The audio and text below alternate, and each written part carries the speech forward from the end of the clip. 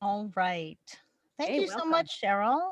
Thank you. Yeah, Cheryl and I have crossed so our lives intertwine in a bunch of different ways, as well as Karen Daria, and I work with Meals on Wheels. I'm on their board and developed Cornucopia, which hopefully we will have back again this year. So, which is a great event. And I was honored that she asked me to do this, and I also felt very challenged because while I give these workshops all the time, you know, artists are different, as you guys know, and it's a different thing. It's not a business. It is a business, and it's not a business, right? It's a passion and all those other things. And I am not an artist. Or I should say, I'm not an artist in any traditional sense. I did go to SUNY Purchase, and so I am friends with many artists who are really talented and have watched them grow over the past literally four decades with their art, and watched them go through changes and things with their artistry, and have been really amazed by so many of them. So my talents do not lie in drawing or painting or anything else. Although I can draw hands. It's the only thing I can do. Don't ask me why. It's just something I can do. Other than that, it's all stick figures. And I actually have a cousin who is a very talented artist who's had her watercolors and things on the cover of New Yorker magazine, and she is quite talented. So I am inspired by all of you for all of the work that you do. And one of the things I'd like to start out with is having you each introduce yourselves to me and to each other, and to tell me what your art is, so that I kind of know who's in the room and who I'm talking to. So if you can give me an idea of the kind of art that you do, just so I have a sense of who's in the room. I would also suggest that you take a pen and paper and take some notes. I hope to give you things that you will feel are noteworthy. And the other thing I want to say is I don't mind having questions while I'm doing this.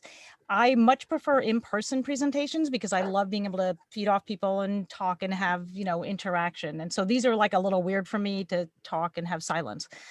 So I do encourage you, keep yourself muted if you have background noise, but if you want to unmute and ask a question in the middle, I love that. So feel free to do that and jump in and say, I don't get it, or, give me more information. So let's start first by having everybody say their name and what art, where your talents lie. And if you have one like burning question that you need to get answered tonight, I want to hear that too. All right, so that I can leave people. And Rose, whoever Rose is, Rose, if you can mute, that would be great. All right, so let's start with I see Mark's iPad. Let's go to Mark's iPad, and then I see Andrea. So let's do that, and let's hear who's here with us. Am I on? Yes. Can you hear me? Okay. So I'm Mark Weiss. I'm a painter here in Nanuet. I've been painting 43 years, and mythological, psychological painter. My burning question is that I had a documentary made about my work that won festivals in Berlin and Sedona. It's a short documentary, and I'm trying to get it seen by more people, and I'm running into roadblocks. I have maybe like 800 views. I ran out of Facebook and Instagram people, and I don't know how to get the rest of the world to see it, Okay, So, that's a good one. yeah. Okay, great. Thank you for sharing that. All right, Andrea, and then Tim. Good evening, everyone. My name is Andrea Swenson. I'm a photographer here in Nyack. My purpose for being here tonight is twofold. One, personal. For my work, I do mostly editorial, travel, and food. So trying to find out how to get more seen by editors. But I'm also president of the Rockland Photography Club, and I am trying to get the club more well-known and gain members. So that's what I'm hoping for tonight. So thank you for being here. All right, Tim, and then Joyce. Hi there, I'm Tim Dempsey. I do go by T. Andrew Dempsey. That's my Instagram if you wanted to get a look at my work. I'm a figurative representational painter. I've been doing this for a very long time. And what I'm interested in doing, because my audience isn't growing as quickly as I think it ought to, is finding out how. And I'm not adverse to, paying for a boosted post or whatever I need to do. But I feel like I plateaued and it's taking a very long time to scale up my audience. And hi, Joyce. Good to see you. All right, let's do Joyce and then Lou, I think. Lou? Mm-hmm. Hi, Tim. Nice to see you. I'm Joyce Burns, and I'm a pastel artist, and I live in New City. And yeah, I mean, I try to do some social media stuff, but I have a lot to learn. So I wanted to come to the workshop and see what I could learn about spreading the word. Okay, super. All right, Lou and then Aviva. Hopefully I'm saying that right. Okay.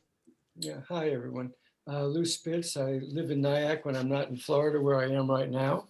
I'm a snowbird, and I've morphed into, even though I've done art for my whole life, not yet, but I've morphed into doing ceramics for the past dozen years. And I don't present myself, and I would like to. And I work very slowly because it takes me about a month to make a piece. And my work is on the abstract, sculptural, double-walled ceramics stuff, basically. Smooth flowing curves. Okay, great. I did throw pots a couple of times and I love doing that. Well, So okay, that is just such wanted great to- therapy. So that's a good one. Yeah. All right, Aviva and then Peg. Hi, my name is Aviva Sokolsky, and I've also been doing art my entire life. In recent times, I paint in acrylics, watercolors, and I like mixed media and high relief in different plaster, bandage, and fabrics, and so a lot of things I like to touch. Cool. That brings me back to my SUNY Purchase days. Yeah, That's great. my brother went to SUNY Purchase. What year? I don't know. His name is Ira Sokolsky. He's an actor, musician, has a sound studio in his home, produces records. All right, I will look him up. I will not reveal the year I went, but I will look him up. All right. Iris started in 1974. Thank you, Andrew. He's older than me for sure. So, okay. Thank All you, right. Andrew. Let's do Peg and then Colleen. I'll stop this. Hi, I'm Peggy Opalek. I'm a photographer. I've been doing photography for about 40 years. Started in black and white, had my own darkroom. I mastered printing and developing and all of that, and was helped by my husband, who's an artist. He went to Cooper Union, but I'm basically self-taught. I did move over to digital photography, and I haven't really utilized social media at all, other than things I may post on Facebook now and then. And I'd like to increase my exposure through social media and see what that does for me. Okay, great. My brother was a photographer. I just bought a new lens during COVID, but my brother was a photographer, and the smell of the whatever that, the fixer, whatever that is, Right. that he developed. Oh my God, I love that. That smell still sticks with me. It's like brings back memories. All right, Colleen and then Charlie. Oh, you're still on mute, Colleen. Okay. Hi, Risa. How are you? Good. It's nice to see you. You too. Thank you. I'm really glad that you're doing this. I put in the chat my Facebook page and my web page and my YouTube. I just started with one video on YouTube.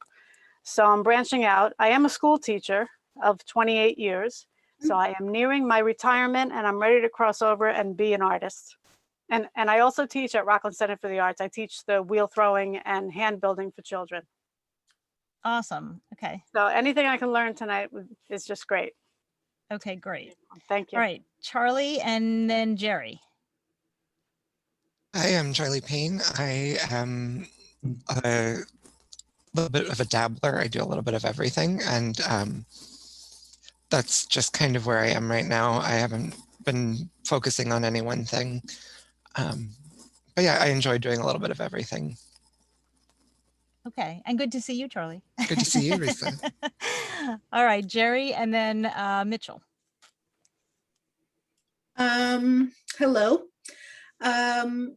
I'm retired now for 2 years. I was a teacher. And so I've gotten back into my art more full time. And I haven't been doing anything at this point to promote myself. I'm just trying to do my artwork. But I am interested in where possibly I can take this. I'm showing with a group of artists, but of course now we haven't been showing. So, you know, I'm looking for ideas that I can implement. All right. All right. We're going to keep, I just want to keep moving forward so I actually cover something before we end. Okay, Mitchell, and then Marilyn, I think. Go ahead. Hi, I'm Mitchell Visoki. I'm on the other side of the river in Westchester, in White Plains.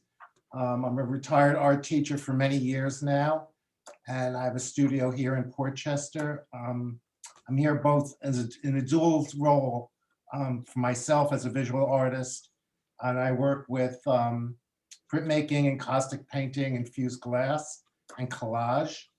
And I'm also co-president of the Mamaroneck Artists Guild in Larchmont. Okay, great. I used to live on Lake Street. Oh yeah, I know White Plains well. Mm-hmm. All right, who did I say next? Marilyn and then Andrew.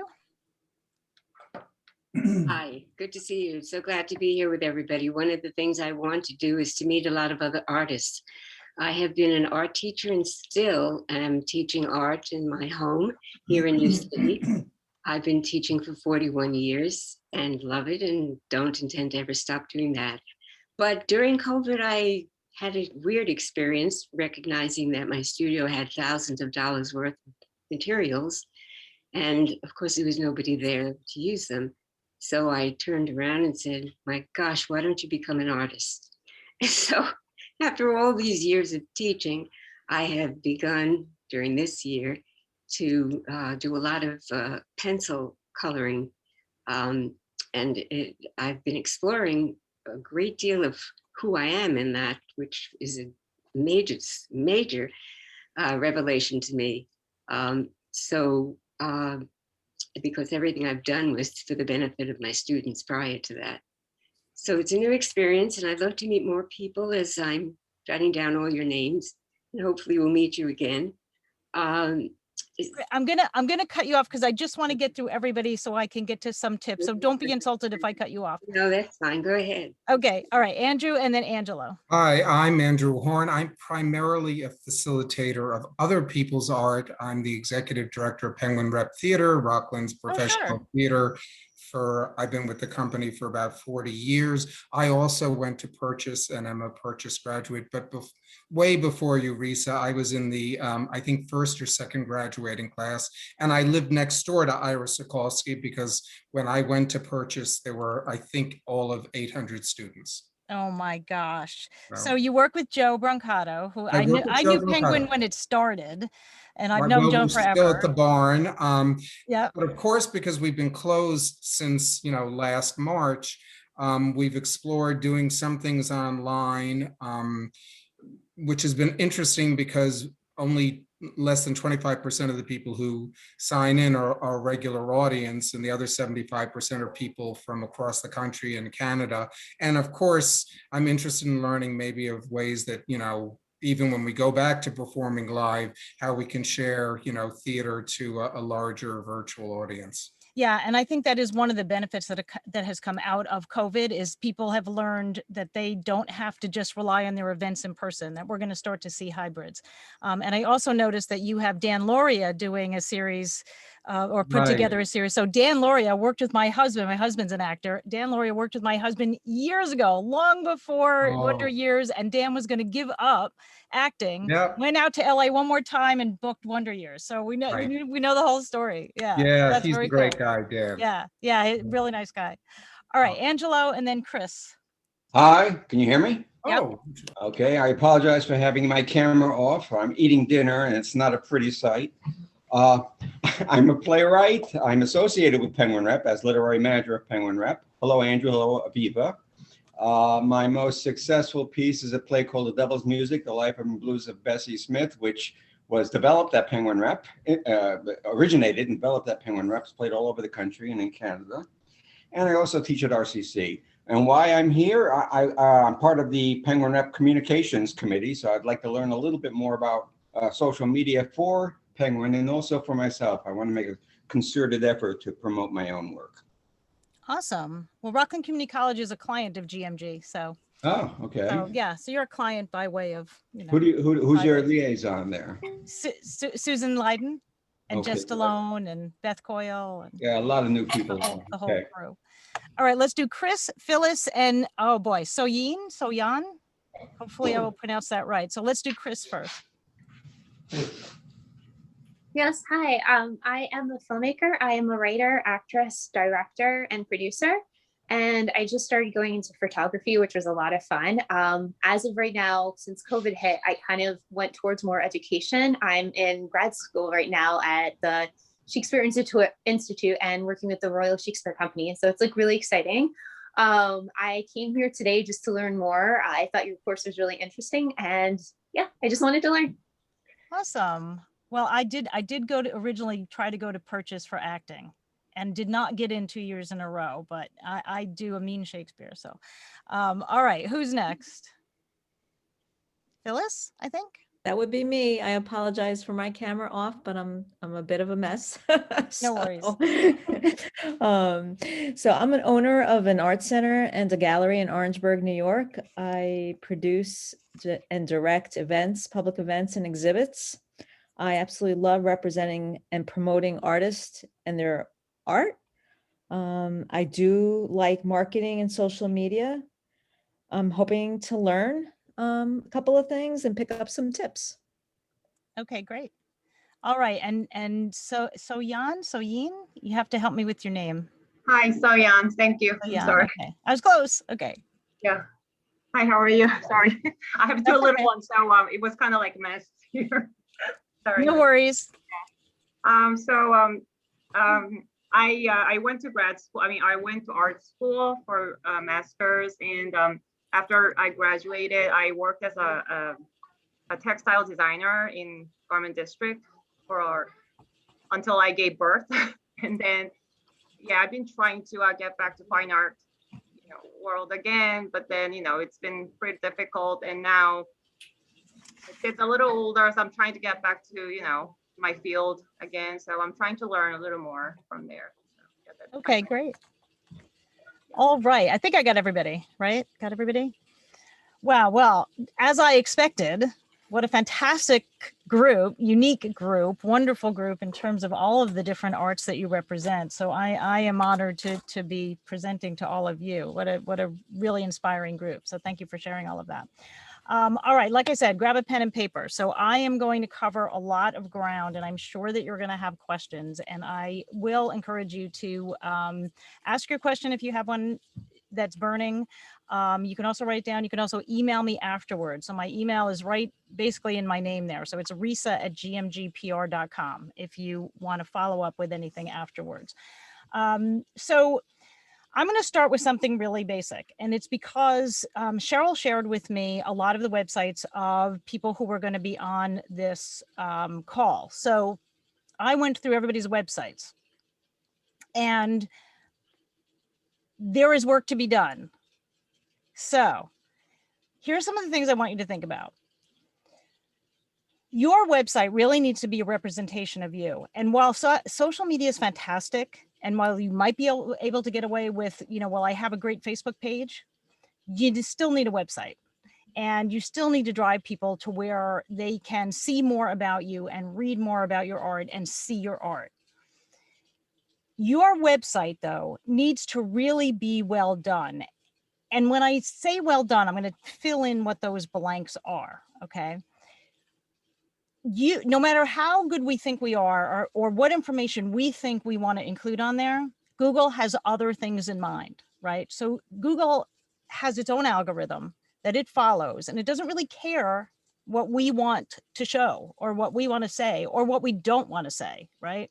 So the Google algorithm can only work with text at the moment. It's getting better, and it's going to work off photos and images and all of that. And it does some of that now, but not fully. So you need to have words on your site in addition to your photos or your images. The other thing you need to have is something called alt text, A-L-T, alt text. And I realize that everybody on this call is going to be at a different level of like understanding of what I'm saying. And some people will say, oh, but I know that. Why is she telling that? Well, a lot of people might not. So I apologize if some people know some of the stuff that I'm covering, but I'm going to try and cover a lot of ground. So alt text is basically every photo, every image that you have on your website needs to have alt text. That alt text just stands for alternative text. And it basically tells Google more about what that photograph is. Okay, so you want to have narrative on your site, regardless of what kind of art you do. You need to have narrative. You need to have words. Okay, that's the only way that Google can say, what is this site about? So if someone is searching for your kind of art, right, the algorithm can say, oh, this site is about that kind of art. Okay, so that's one piece of this marketing puzzle really is your website. And having visited them all, you all need a little work. Okay. One of the things you should start to think of right from the very beginning, because this will serve you well in all of your marketing, is, and this needs to go on your website, is why do you do your art? And that needs to be explained on your site. People want to buy from people that align with their beliefs, that align with something that resonates with them. So having a beautiful picture, and I understand that art is different, right? I can see a picture and not know anything about the artist and think that that picture is the most gorgeous thing I've ever seen, and I want to buy it, or I want to, you know, display it or whatever. But you still need, Google needs to know, because that's the only way that it handles it. Google needs to know what is important about this art. What is this art? What am I putting in my index of websites? So tell me about this art. And you want to talk to people as well. So you want people to come to your website and not only resonate with the photo or the image or the image that you've taken of something or the documentary or whatever it is. You need to tell people your why. And this, again, will go all through all of your marketing efforts, right? And this goes to target audience too, which I'll talk about in a minute. If you don't know Simon Sinek, anybody know Simon Sinek? Raise your hand if you know Simon Sinek. Okay, I highly recommend that you go on to YouTube and you type in Simon Sinek why, and you will come up with a couple of different videos, but you want the one that looks the oldest and the grainiest, because that's my favorite. And you want to watch that video, and he will explain to you about your why and finding your why and how you explain to somebody why you do what you do. And the reason it's important is because, again, people want to align with people that resonate with them, but also because it adds to the narrative that you need to have on your website. Okay, and what it does too is goes to target audience, and it goes to how you can create sort of this loyal fan base, okay? Can you spell his last name? Yep, S-I-N-E-K. And you can follow him on LinkedIn, and you can watch all his videos, and I promise you, he will inspire you every single day. He's just fantastic, and it doesn't matter what industry you're in or art that you do, you need to watch him. He's just fabulous. And you need to think about what makes you unique. Right? Why do you do what you do? What makes your watercolors different from somebody else? What makes your photography different from somebody else? Why did you get involved with this? What inspired you to become the artist that you became? And again, I'm saying this for your website, but it's going to apply all the way across the board. Okay. And it's really hard for artists to think like marketers, because it's really not the way your brain is wired. Right. And I should say up front, there's no easy answer to marketing what you're going to do. There's no easy answer. If I had a shortcut, I'd put it in the chat and we'd all be done. We could all go grab a glass of wine. There's no easy answer here, okay? So it is a lot about doing some work and taking time to make sure that you're covering all of these little pieces of the puzzle.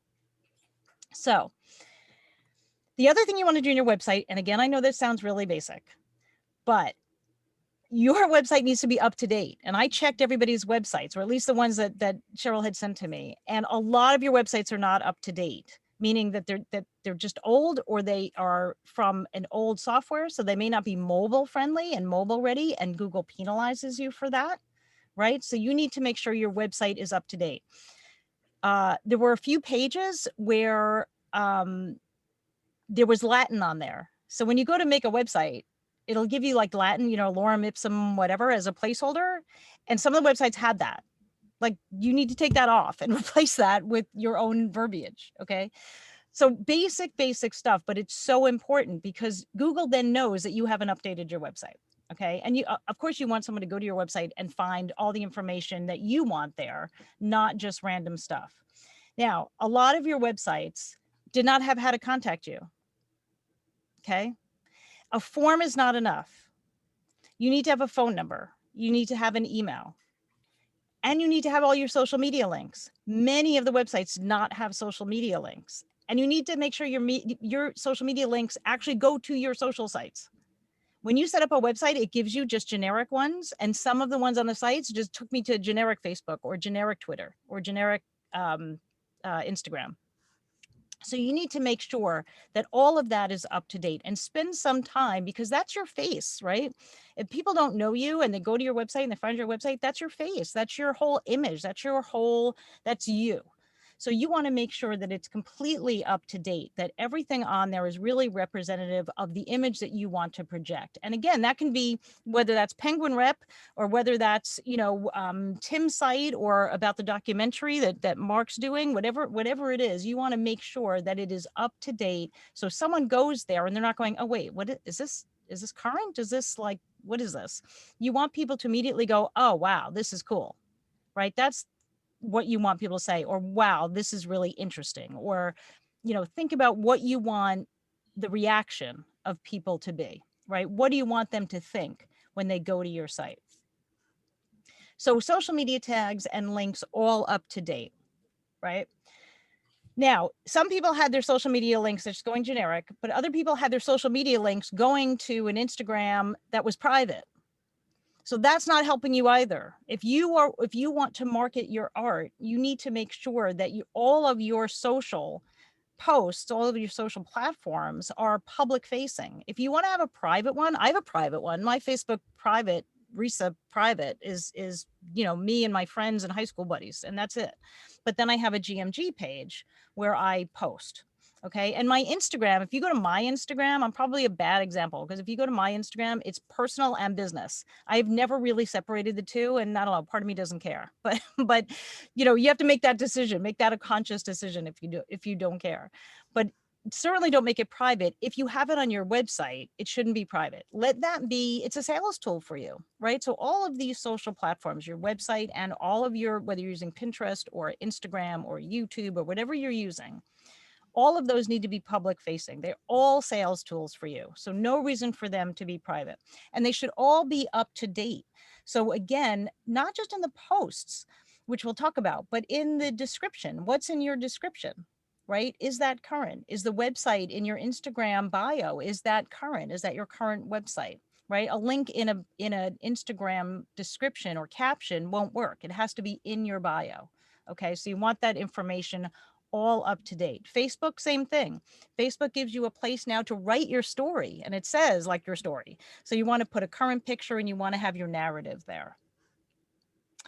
Some people didn't have a phone number, no phone number on your website, no email on your website, right? So you're really, it's a deterrent, right? If I say, wow, this is really beautiful, I would love to purchase one of these as a gift, whatever this is, and I can't get a hold of you, right? I might just go, okay, well, never mind, right? And just go off the site. You want to make it really easy for people to connect with you, okay? And that really does start with your website and making sure that you are as accessible as possible. On your website, do you have a way for people to purchase your work? Maybe you don't want that, that's fine, but make it a conscious decision. So is there a way for people to purchase your work? And if you don't have a lot of work, you know, who is doing ceramics? Is that Lou? Yes. So Lou's doing ceramics, maybe he doesn't have 50 pieces he can show on his site, but maybe he's got 3 representative pieces that he wants to put up there. Can people buy it? If they can, say they can. But if they can and you want that, then make sure that that is obvious, right? And that leads me to call to action. Every one of your websites should have a call to action. How can people take the next step? And what's the next step you want them to take, right? If you want them to call you to find out more or find out where you're showing, have that phone number right up front. If you're doing events and you have places that your art is going to be, and soon we'll all be vaccinated very soon. We're all going to go back to real life very soon. So you want to say, like, where are your events? What are you doing? Where can people see your art? Is there a calendar right up there? Where are you going to be? Right? If you're not going to be in person yet, are you doing, and we'll talk a little bit about this in the social media part, but are you doing a live stream? When's your live stream? What event are you doing? So again, you want to have that right up front. And what's your call to action? Someone gets to your site, don't let them flounder around. What do you want them to do? Tell them what you want them to do. Make it easy for them to discern what you want them to do. Okay. And calendars are really easy to do, and it doesn't have to be a whole big calendar. If you've only got one event you're doing or whatever, it can be just a post, a blog post that's on your site that says what events you're participating in.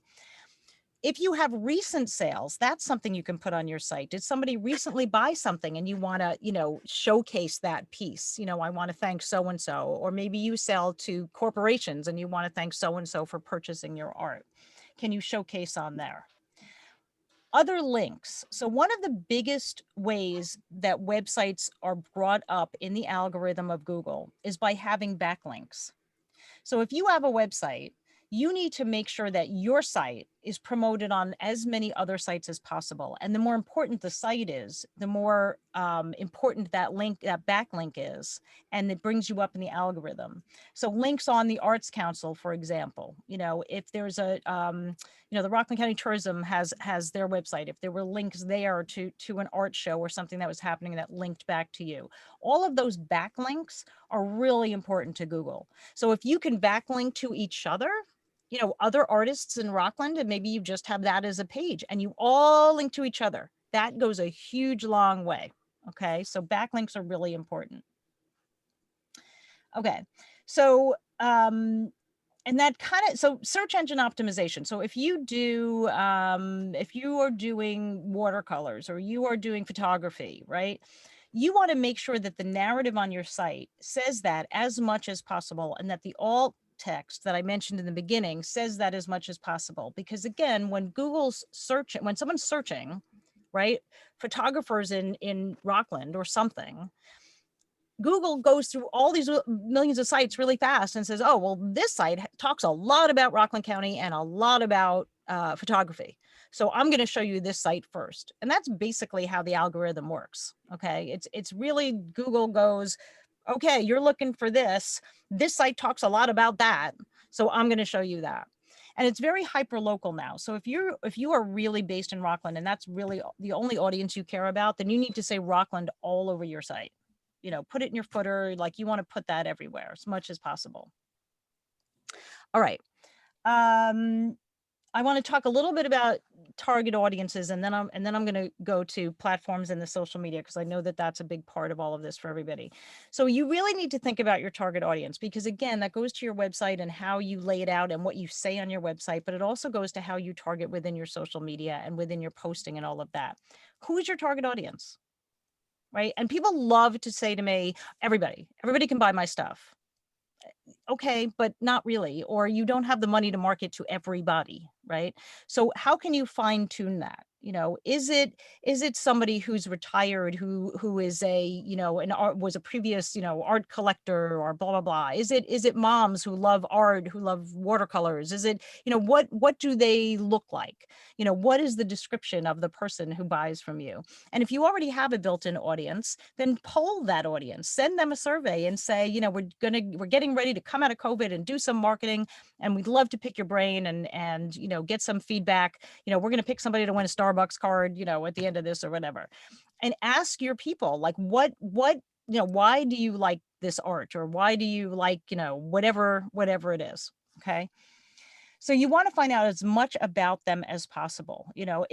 maybe home decorators, maybe interior designers are a good source for you, are a good, lead in terms of people who could buy from you or refer you to other people, right? So you got to think about those people. Where can I find those people? All right. And then I always tell everybody in terms of, target audience, how old are they? What do they do? What do they read? And this is going to go into the social media and targeting posts. And what other interests do they have, right? And what's their social media of choice? Are they all on Pinterest? Are they all on Instagram? Are they not on Twitter at all? So you need to think about where they are in terms of that, in terms of the platforms that they use, okay? And the other thing you need to think about and also have on your website is data capture. Are you capturing the people who go to your website? Do you have a, give us your email to be added to our list so that you get our next event, our event updates, right? We had a client that had, through their Google Analytics, they had over 600 people go to a landing page on their site, and there was nothing on the site to do data capture. So they basically had 600 people who had searched them out, found their page, and then left their page, and they never got that information. So you want to make sure that you can do that. And if you're not using emails and you're not using email blasts, you need to add that to your mix. MailChimp, you can do it for free up to a certain number, and you definitely need to do data capture and keep those people interested and engaged. All right, who's not muted? Someone's not muted. Okay, so let's talk about platforms a little bit. So you've got Facebook, you've got Instagram, you've got Twitter, you've got LinkedIn, you've got Pinterest. Am I missing any? Anybody wants to shout out that they're using? Anybody using Clubhouse? Not yet. Me either. Okay, so you want to think, so Facebook is attached to Instagram, right? So Facebook owns Instagram. So here I'm going to give you some of the top tips for what you need to do on Facebook to make sure that you are really maximizing your exposure on Facebook. And then we'll go into a little bit about the ads. So how often do you post?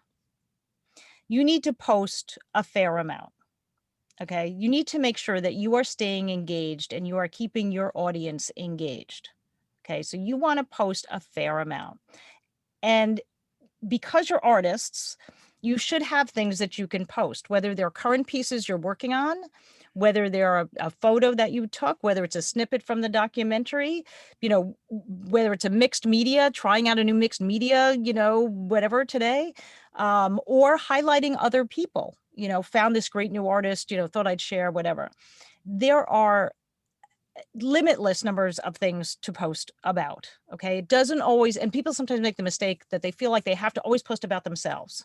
You don't have to do that. Share other people's art, share thought leadership in, in the world, what's happening now after COVID, how have people survived, right?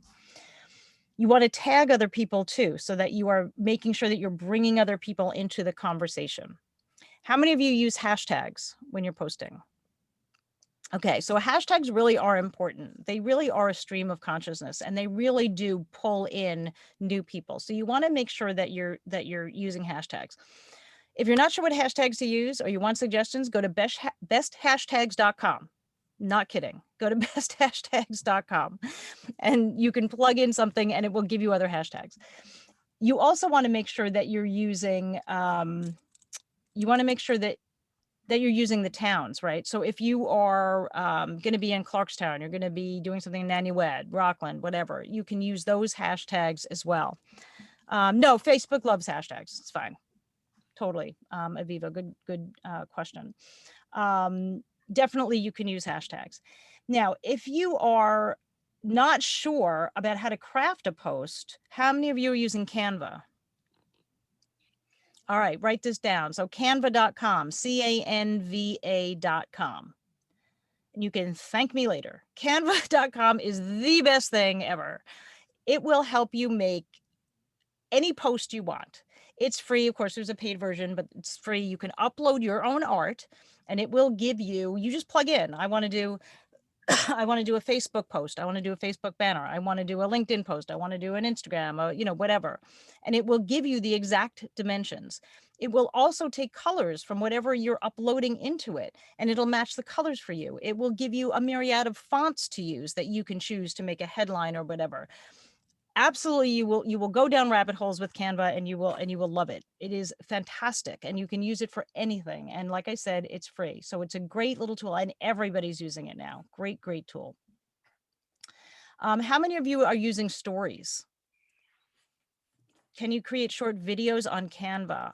Aviva, you are asking all the really good questions. You can now do video, yes, on Canva. So good. You can also do presentations on Canva, which is very cool. How many of you are using stories? Okay, so you got to use stories. So stories are, you basically, when you go to add a post to Instagram or Facebook, you basically hit the plus sign and it'll ask you where you want it to go. And you say you want to send it to your story. Why stories? I really fought stories in the beginning. I was like, I don't know, does anybody really care? And now people care, and it gets a lot more engagement and viewership. And it will get more viewership if you do video, and it will get more viewership if you have multiples together. So stories are a thing. They last for 24 hours and then they go away. So you need to know that. You can save it, you can highlight it and that kind of thing, but mostly they are 24 hours and then they go away.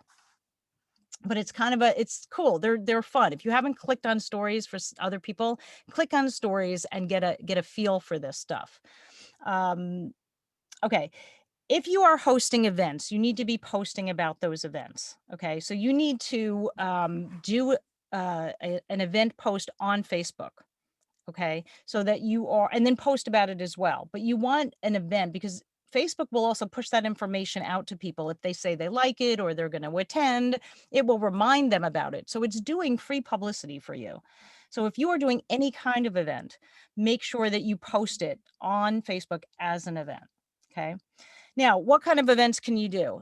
I guarantee every one of you could do some sort of live stream event. Even if your live stream event is you're not going to talk. You're going to show how you create your art. You're gonna show how you create and throw pots. Peg could talk about her Peg, right? About the mixed media and what you're using, right? Live streaming, once you kind of get over that initial fear of like, oh my God, like, do I really want to go live? It's really kind of addictive, and addictive, and you'll enjoy it. It's really kind of fun. And if again, you're all in interesting things. Like if I live stream and I'm talking about marketing, to me, it's not as interesting as looking at someone creating something or talking about the tools they use to create something. So you have plenty of opportunities that you could do live streams. You can live stream on Instagram, and you can live stream on Facebook. And then those will also be saved. So they'll be saved to your page, which is kind of cool. If you want to delete it, you can delete it. I love live streams. And for art, I think there is like almost no better way to promote yourself than doing live streams. If you're like not sure, you don't want to do it alone, invite somebody on, interview another artist, sit down and talk and chat. How did you get into it? Make your own little series up. Thanks to social media, we are all broadcasters, right? We all now are broadcasters. We can all have our own channels. We can have on our YouTube channels and go live. We can live stream on Facebook, Instagram. It's fabulous. We've all become these broadcasters. So think about what you want to do. You want to make a series, make a series. You want to dabble and have one and see how it goes. That's great. But by creating it as an event so that people can tune in, it gives it a little bit more activity and engagement. Don't be put off if people don't tune in, right? So what tends to happen is, you kind of go, okay, well, I'm going to wait and we'll see if anybody else joins us. And like, while you're doing this, people are like, no, I'm not staying around for you to wait. So you just start talking, just start going into what you're doing, because it will encourage people to sign on early next time, and it saves to your page. So you want to make sure that you just dive right in. Just dive right in. Don't say you're waiting for people, because it will be recorded and it will stay on your page. All right. And I love the fact that you could all talk about, like, you have so many interesting things you could talk about. How did you create a documentary? How did you get into photography? What new lenses, did you buy? Like, there's so many things you guys could talk about. And you could host workshops, right? You could host a workshop online and have people ask you questions. Do it live, make it a live thing so it's engaging and interactive. All right, so advertising. Who wants to know about boosting posts? Everybody? Nobody? Okay. So how many have boosted posts before? Okay, so boosting a post is really fairly simple. you basically, and let's see if I'm gonna share here. I kind of opened up a whole bunch of pages, so let's see where we can go. Hang on a minute. So there's two different ways that you can create ads on Facebook. You can create an ad, you can create a post, and then you can boost that post. And it used to be that those didn't get as much, like you almost got penalized from Facebook for it. They wanted you to just do regular ads. Now it's pretty much acceptable to boost and do regular ads.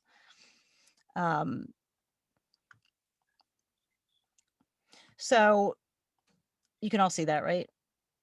Shake a head. Yes. Okay. So this is the back end of my GMG site, meaning my Facebook page rather. So back here is where you see all the activity under page insights of kind of what's going on. So it shows me, you know, page views, post reach, you know, post engagement, right? And it'll tell you if it's going up or down. So we've been doing pretty good there. But then it also shows you like all your posts. So you can see here all the data and the statistics in here. So the reach, right? And you'll see that these two are like really big numbers, but that's because I boosted them, okay? I promoted them. So any of these in here, I could also promote. You can boost it in the back end here, or you could boost it when you are actually posting to doing the initial post, okay?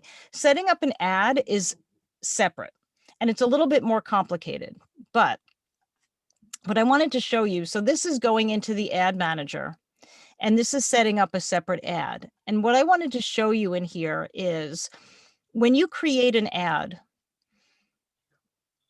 you pick the times. For those who haven't done this, you're picking which page you want to do. I manage a lot of pages, right? So I'm picking this page. And then I'm going to pick when I want this ad to start, when I want it to end. Is it going to run all day? I just let everything run all day. Now, here's where it gets interesting. And this is where you really can identify your audience. So you want to edit this audience because it's going to start you out by saying United States and the age 18 to 65. And I had clients a couple of years back who was like, oh, I boosted this post, and he basically was boosting to all of America. And he was wondering why he wasn't getting any traction. You can't boost to all of it. I mean, you can, but you really want to define your audience because it also depends on your budget, right? So you're going to get a lot more traction if you're boosting to Rockland County or to New York metro area than you are if you're taking the same dollar amount and boosting to the whole country. But what's interesting is when you go in here, this is where you can really define who you're targeting. So if I wanted to say in here, Nanuet, oops, you have to spell it right. Nanuet, New York. Okay. Oh, no, that is not Nanuet, New York.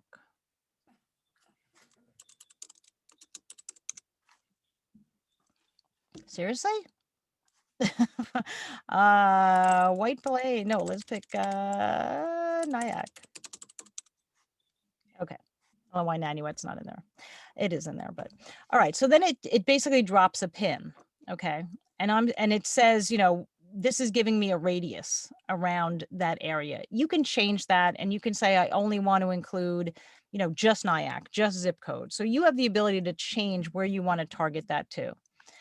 The next thing you do is you come down here and you say, well, an 18-year-old is probably not going to buy my art, right? It's probably going to be someone who's 30 or above. So you can change that in there. You can change this to be all or men or women. You can change the languages. Now, this is where it gets really interesting. You can go in here and you can type in photography. Come on, there we go. So, and it's just being a little bit slow.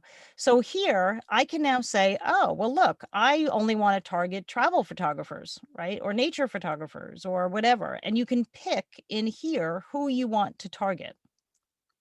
You can also make this broad. So you could say art, right? And just say, I want to target people who are interested in art. So what this is doing is you're accessing the back end of Facebook's database, which we've all built right together. We all told Facebook everything we like, everything we do, every book we've ever read, where we eat, we've told them everything. And so they're using this information now to sell back to marketers to market to us. So anybody who has, had any kind of interest that they expressed in art or travel photography is going to come up within that audience, right? And then you go through here and you decide, am I going to do an image? I'm going to do a video or 360 photo. And you kind of go through this whole process, okay? So I want to show you one and show you like how well this actually works. So one of the things that I have posted here is the largest ephemera fair ever held. Now, the reason this is on my page, this is my client. The reason this is on my page is because he got hacked and he can't get back into his Facebook page, which really sucks. And I haven't been able to help him to fix that problem. So he kind of gave up and said, you just post it. So you'll notice what I did in here. We took his artwork and that's what's posted here, but we talked about what this was. And then I tagged, or rather I hashtagged all of these options of things that people would find at this ephemera fair, which is now online, right? It's an online fair because he had to pivot in the pandemic. So we used all of these hashtags, okay? And then I boosted it. And you can see in terms of the numbers and engagement has really been quite astounding because this has not been running all that long. It finishes in 6 days. It's reached 26,000 people. It's had 2,654 engagements. And you can, the 27 comments, 58 shares. That's huge when you're getting shares, okay? And then you can actually view the results and see much more about it and the demographics, okay? So you can see the placements, you can see the ages of people, and you'll see down here where I have edit audience, you can see I put in people like American history, Antiques Roadshow, sports memorabilia, vintage books, fine art. So that's one of the ways that you can really use Facebook because they've really built this enormous database that you can take advantage of through that marketing. And I know we're getting up to the hour, Cheryl. I just want to give a few more ideas to you guys. And then if you want, I can stay on for questions. In terms of also just getting more visibility in general, one of the keys to that is consistency. Like I said, there's no easy road here, right? So you need to be consistent. You need to be posting on a regular basis. And if that means making an appointment with yourself every Tuesday morning at 8 and Thursday morning at 8 and Saturday at 8, I'm going to post. Make an appointment with yourself and be consistent in your posting, okay? All of these platforms, they love themselves. So they want you to use them, right? Because that's how they make their money. That's how they stay in business. The more you use them, the more you get engagement, the more you get rewarded. And rewarded is that your posts are going to be shown more often and come up first in people's feeds because you're using it, okay? So they want you to keep using it and keep engaging with people and getting people to engage with you. So the more consistent you are, the bigger the payoff is for social media and just in general, because people are going to see it more and more. When people comment on your posts, you want to comment back, okay? So you want to keep that engagement going, keep people interested and engaged. And you can ask for engagement. You know, what do you love about this photo or this image or whatever? Ask people for engagement. Okay. The other thing to think about is where else can you showcase your art? And we've all seen this, but I'm just sort of putting it out there as a reminder. Where else could you show your art? I mean, just from a grassroots perspective, right? Can you show it in stores? Can you show it in restaurants, in libraries, in schools, in coffee shops, in medical offices, right? Where else could your art be shown or have a showcase of some sort? Can you partner with other artists? Do a pop-up somewhere. You know how many empty stores there are right now because of the pandemic? Get together with a whole bunch of you and host a pop-up art show for a weekend, right? Put your stuff in there, bring a TV, run the documentary, Mark, right? And have art going on, have photography going on, host a little, workshop at the same time. And I know that that ACOR is fabulous about helping with this too, but be creative. Where else can you do that? And now if you do it in a place that has empty stores, in a shopping mall or something, they want to bring more people in. You're going to be bringing more people in, right? So it's a benefit for them. And now you all are cross-marketing. You're all promoting this. You're all doing an event together. Can you turn your art into collectible items, right? So how many of you like Zazzle? I love Zazzle. Zazzle is fabulous. You can take any of your artwork. If you really want to talk about monetizing it, take any of your artwork and put it on mugs and put it on your website and sell some of that stuff. I love mugs. I love greeting cards, all of that stuff. So that's sort of an easy way. And then you can promote that, promote it on your website, promote it on Facebook, do an exclusive, do a limited edition, right? We've only got 10 of these mugs, you know, give half of it to charity if you want to get the publicity and get the promotion. And you also want to make sure, you know, all of this, what you want to try to do is develop a fan base, a loyal fan base, because if you can, you know, everything is about that, right? So why does Apple do so well? I mean, not only are their products unique, but when you watch Simon Sinek, you'll understand why they do so well. But we've all become loyal fans, right? And we all want to show off that we use it and we're all fans and we all engage with everything they do. And that's basically what you want to create on a micro level, right? How can you take the audience you already have, whether it's small or medium or whatever, and how can you turn them into more loyal fans, get more engagement, invite them to participate in your art in some way? And of course, donating your art for a cause is always fabulous and getting the publicity out of that.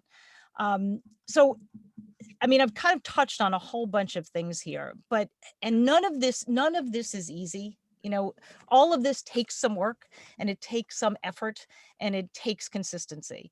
And that's marketing in general. So regardless of whether I was talking to you guys or to, you know, a corporation or a nonprofit, it's all in the consistency of it because it doesn't happen by itself. And people don't wander by your website. You know, they just don't. They have to find your website. They have to be searching for your website. They have to have heard about you somewhere. They have to have seen your art somewhere to be intrigued by it. And don't forget that if you're doing something, you know, I keep kind of going back to Mark because it's a little bit different with the documentary, but you could do, you know, you can do a press release about the availability of that, you know, that you're going to host a talk about it, you know, and how it came to be. You know, PR is not dead. Strict, you know, public relations efforts aren't dead. You know, writing press releases and sending, you know, the photos of the art and saying, I'm happy to tell you my story about how I got into, you know, this particular medium or working in mixed media or in photography or whatever.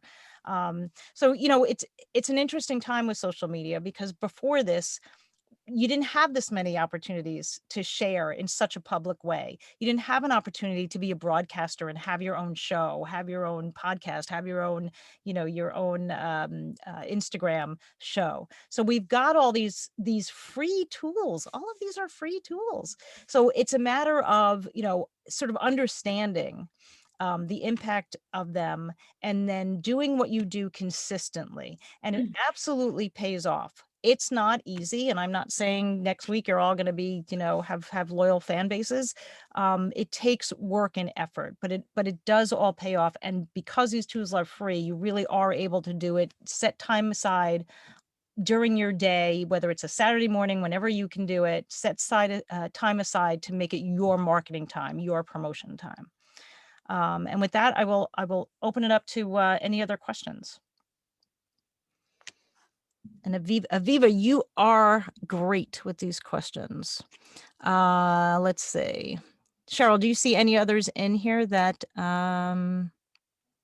Phyllis has a question about boosting on Instagram. Is that better than boosting on Facebook? Do you have a preference? No, it's about the same. I mean, they're both owned, you know, Facebook owns Instagram.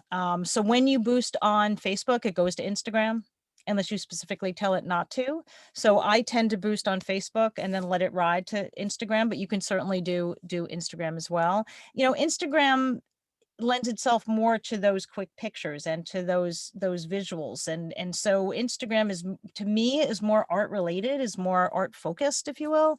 But Facebook still has a bigger audience overall. So you have more options with that. But, you know, who doesn't love Instagram? You know, it's just a great platform. Okay, thank you.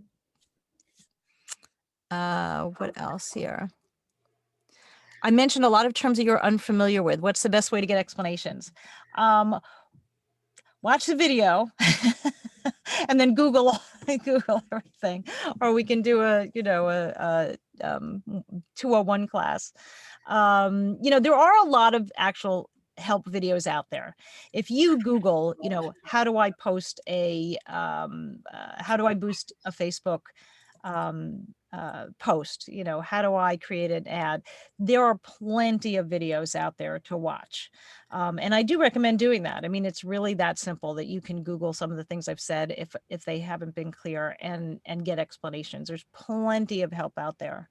It just depends on if you want to read or if you want to watch, you know, YouTube videos, but there is a lot of help. Anybody else? Anybody have a question I didn't answer? I have a question. Sure.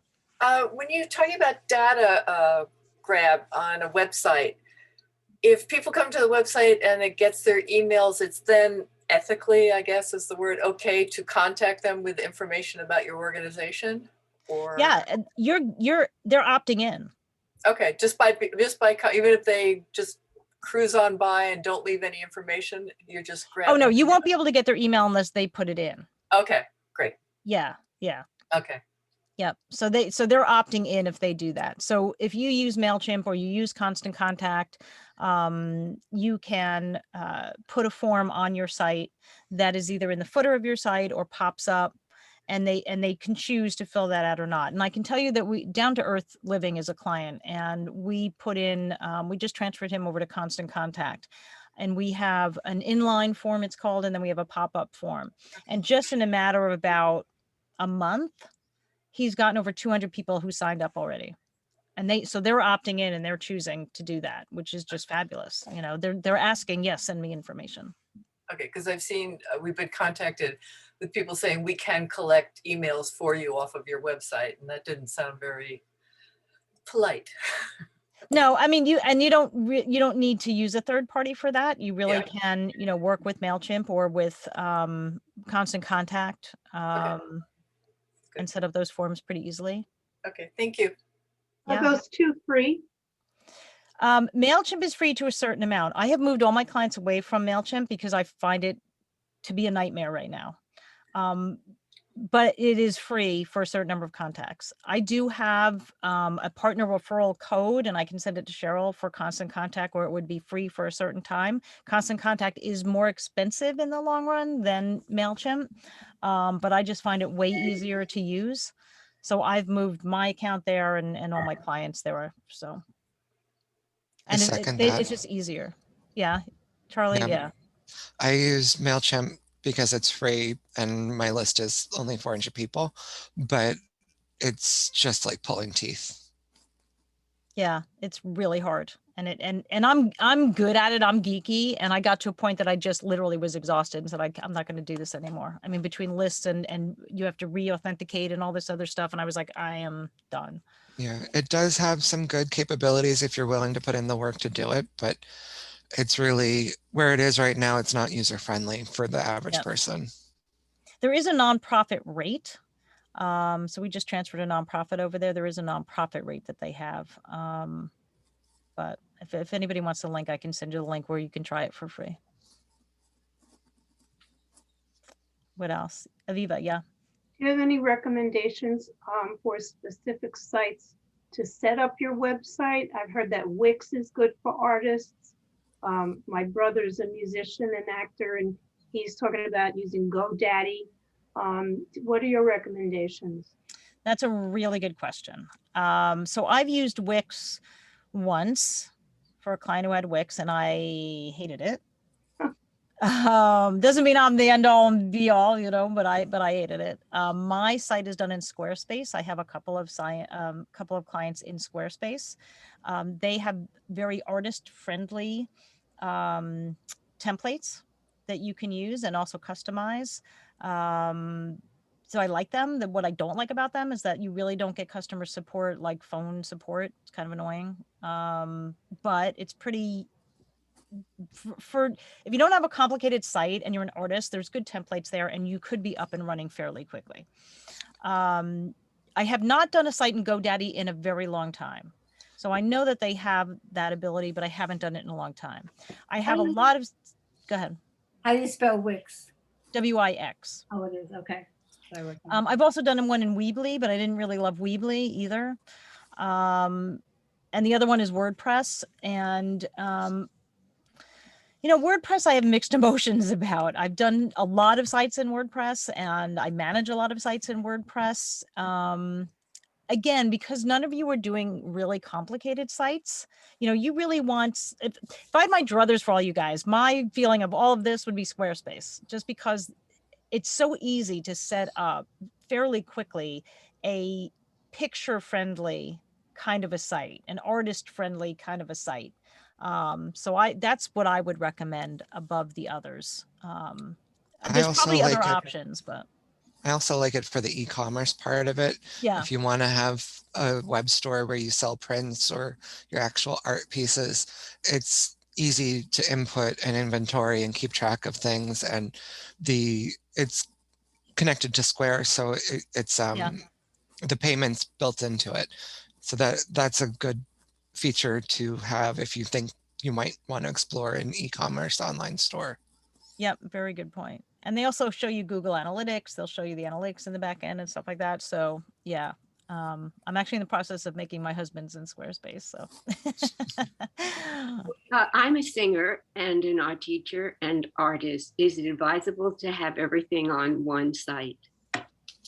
Oh, excellent question. I'd have to look at it. I mean, it certainly shows that you're a well-rounded person with a lot of talents. Well, thank you. Is this what you do? Forgive me for being naive here, but do we contact you to do some of this for us if we needed that? If you wanted a Squarespace site and you didn't want to do it yourself, I do have someone that I work with that just does Squarespace sites, and I would just turn you over to him. He does wonderful Squarespace sites. I used to do a lot more websites. I don't do websites as much anymore. I still manage for a bunch of clients, but I really don't design them anymore. And the ones that I do are like more complicated. But if you wanted a Squarespace site, I have a great referral for that. If you wanted a Squarespace site. Yes, I would like that, and also would like that link to MailChimp. Should I put my email in, or how do you? Well, MailChimp is free. You can go to MailChimp and sign up. I have the link for Constant Contact. Oh, okay. So, but what I can do is give Cheryl like all these links to push out. Thank you. That's wonderful. This was exceptional. Thank you so much. Oh, I'm glad. What about Homestead? Homestead? Homestead, you know, yeah. Which is what? It's a website site, I guess, where you make websites. Homestead? I don't know that one. No. No. And there definitely are others. I definitely don't pretend to be a, expert on all the website development. I just can talk about the ones I know, but I don't know that one. Okay. Thank you. You're welcome. Anybody else? All right. Well, yep, Colleen. I was just wondering about Etsy or any of those other types of selling platforms. Is that something good to do? I don't know. I'm a huge Etsy fan. I love buying from Etsy. I think Etsy's terrific. I never used it from the selling side because, like I said, I just don't have that talent. So I've never used it from that side, but I think Etsy's well run. And I've bought a ton of things off Etsy. So even if you're not going to put everything up there, only a few pieces, it's good because people are already on there looking for those kind of things. Yep. And yep, really good point. Yeah. Yeah, I'm a huge Etsy fan. Love it. Risa, I'm not sure whether you answered the question of whether being a singer, an artist, and being a teacher, having everything on one site makes sense. Marilyn, you are astute because I did not answer. I'm leaning towards yes, I think you could. I think it shows, especially the fact that you were a teacher, I think it shows a well-rounded background of where you came from and you're different, you could have different tabs for the different things that you do. I do think that's okay. And I think it's creative and interesting. So thank you. Yes. Yeah. I think it's a good idea too. A lot of artists have multiple media that they work in, multiple formats. And I've seen a ton of portfolio sites that have like, this is my acting work, this is my drawing work. Like it's your portfolio. So if you do it, it's part of your portfolio. Yep. Yeah, thanks so much, Charlie. And Colleen, did you have a question? Yeah, I'm sorry to add that I'm also a part of ACOR, and I help Cheryl out with organizing shows, but I love the idea of pop-ups. But ACOR is mostly of volunteers, but if any artists want to gather together and try to organize things, we're happy to promote it. And on Facebook, when I see an artist friend posting what they're doing, I automatically share it. So it's just helpful to each other if we just help sharing everything that we can. Yeah, and actually one of the things, I'm so glad you said that, because one of the things I forgot to mention is when you are posting, there are, and you guys probably know this already, but there's tons of groups on Facebook, right? So you've got the Nanuet Parent Share, you've got the Clarkstown Uncensored, you've got Orangetown, blah, blah, blah. Share your stuff there, you know, share that you know, are doing an event, or that, you know, there's a show happening, or, you know, you have new work to showcase or whatever. Use those pages. Those are really active pages. So don't be afraid to use those and to promote your stuff in there. If it's seen as business oriented, they might say, oh, we only let business posts happen on Friday mornings or something. Some of them have rules that way, but there are a ton of groups like that and pages like that on Facebook that you can share and keep pushing your stuff out there. We do it for clients all the time. That's a really, really good source of greater exposure. And ask other people to do it for you. You know, to Colleen's point, you know, share for each other. That's huge. You know, you can all be marketers for each other.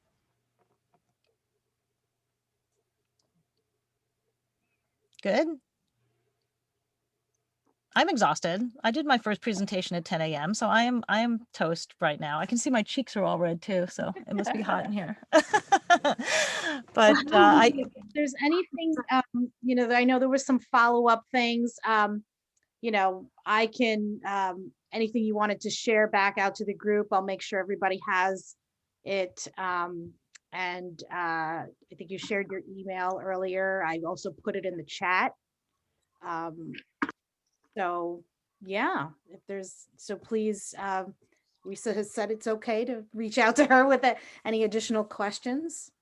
Yes, feel free, feel free. So my question is, how do I get to know all of you people? How do we get each other's emails or conversations, and how does that happen? That's a great question. And actually, so in relation to this specific event, I'm happy to, I don't like to share people's information unless they give me permission to do that, but I'm happy to do that. If folks want to be connected, you know, certainly I can connect you. But also one of the things that I would like us to do at ACOR is, you know, even I was waiting until we were in person, but, you know, didn't know it was going to be a year later, putting people, I mean, doing more actual just general networking type of events, but we can certainly start to do them virtually. So, but oh yeah, so Andrew just put his email address in the chat if people want to do that. And I just got mine up there. I can share it out to people. You know, if you put your email in here, I can just send everybody the list of email addresses that were on here if you'd like, or if there's someone in particular you want to connect with, I'm happy to make the connection as well, if that helps. Cheryl, does ACOR have a Facebook group? Yes. So we have a, right now it's the Arts Council of Rockland calendar. So people, you know, we usually, it started as a way to share events and information. So I definitely encourage everybody to join that Facebook group. And please post any kind of events, or, you know, if you have an exhibition coming up. But, you know, I think that is a great point, because I sort of feel like it could be more active if it was beyond just events, right? That it could be a nice discussion group. So, but definitely if you're not in that group, please join, because we have a lot of, it's got a lot more activity than our general Facebook page does. So yeah, thanks for mentioning that, Charlie. And I did just share a site that has links to other really good artists' sites. And you can just Google around. And I do recommend, following people that you admire in the art world and see what they're doing and emulate what they're doing, whether it's through their, looking at how they're posting, looking at their websites. But find people that you admire, whether it's in your industry or in a different, field of art, and follow them and maybe emulate what they're doing. There's plenty of great examples out there. And reach out to them too. It's social media for a reason. Be social, connect with other artists. I've seen a ton of artists do innovative things where, I mean, like a lot of influencers will do like the follow Fridays or like share a profile of someone else that they are trying to get exposure to. But I've seen a lot of artists do innovative collaborations of social media stuff. And like one idea that I thought was really neat was one artist interviewed another about their style and the way they approach things, because they were both like acrylic artists and they had completely different approaches to things, but they would talk about it as artists, and that was kind of a great social media piece. Awesome. Well, thank you, Cheryl. Thank you for so much. inviting me. Really appreciate you being here, and thanks to everybody for staying a little bit longer. Usually people drop out as soon as that 8 o'clock mark comes, but you still had a lot of people hanging out, so I think that's a good sign. And yeah, thank you for spending the evening with us. Yeah. Thank you all. Thank you, Cheryl. Very good. Thank you. Have a good night. Stay safe, everybody. Get your vaccine. Thank you, Risa. Thank you so much. Have a good night. You too. Bye. Hi, Colleen.